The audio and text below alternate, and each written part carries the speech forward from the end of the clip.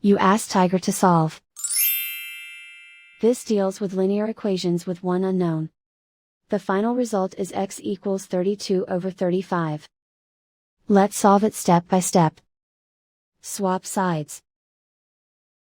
Group all constants on the right side of the equation. Subtract 4 over 5 from both sides. Combine the fractions. Combine the numerators. Reduce the zero numerator.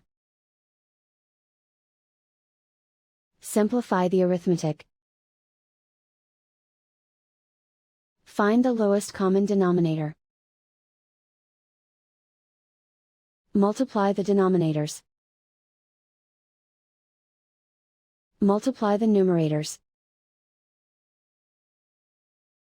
Combine the fractions. Combine the numerators. And so the final result is x equals 32 over 35.